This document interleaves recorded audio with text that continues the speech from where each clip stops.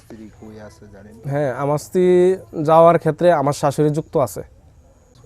আমার মিসেস তো আমি মোবাইল খুললে দেখছি যে অনেকের সঙ্গে কথা কয়। তো যখন আমি ওদের বাড়িতে বেড়াইতাম গেছি রাত্র 1টা বাজে, আমি ওই সময় বউ কথা কইতে আমি ফোনটা ধরছিলাম। ধরে সেরে আমি একটা ছেলের সাথে কথা কইতে আছে। এরপর ছেলেটার নাম হয়েছে আবির দাস, নাম হয়েছে শিলচর।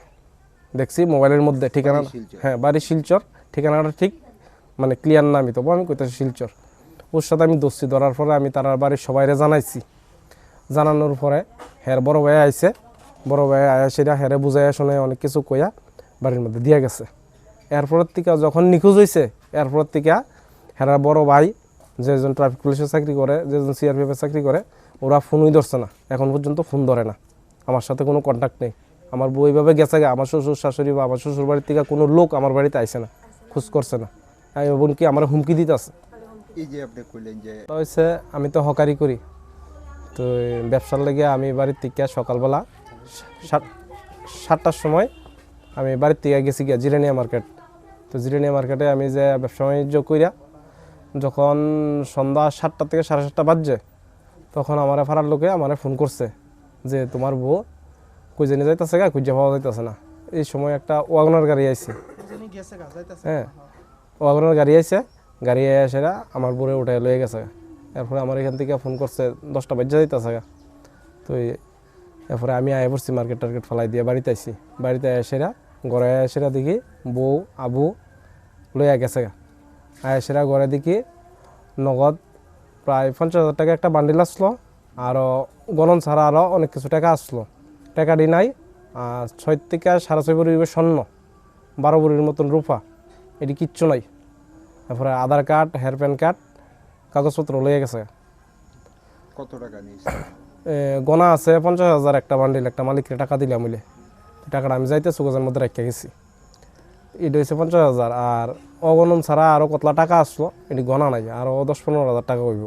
স্বর্ণ অলঙ্কার কি আছে? স্বর্ণ আসলো চেইন, এরপরে মঙ্গলসূত্র, হাতের 3টা আংটি, এরপরে এরপরে হাতের শঙ্খবান্ধানি, এরপরে 3 জোড় কানের, এরপরে আরও আসলো আর জানি কি আসলো, এরপরে আবুর আংটি আসলো, আবুর আংটি সহকারে চেইন আসলো সহকারে লেগে গেছে।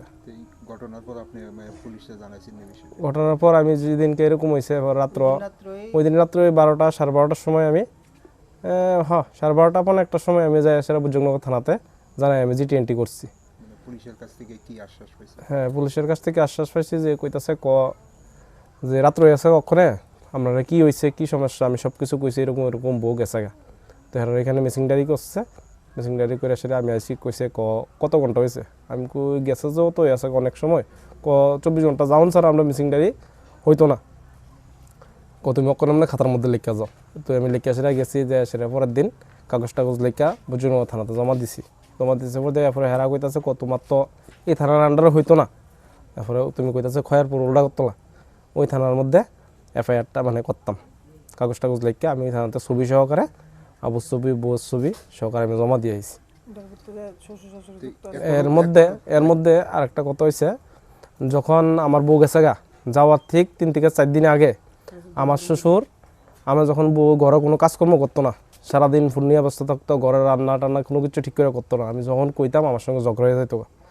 তো আমি ওই দিন আর কিছু কইছি না। আর পরে এরপরে শ্বশুরে বিকালবেলা আমার ফোন করে হুমকি দেয়, টের পাইছো না, টের পাইবা। এরপরে শাশুড়ি আমার হুমকি দেয়, তোমার জেলার ভাত খাওয়া ছেড়ে দিম, এই হুমকি দিছে। হুমকি দেওয়ানোর ঠিক 3 থেকে 4 দিন পরেই আমার বউ নিখোঁজ হয়ে আছে।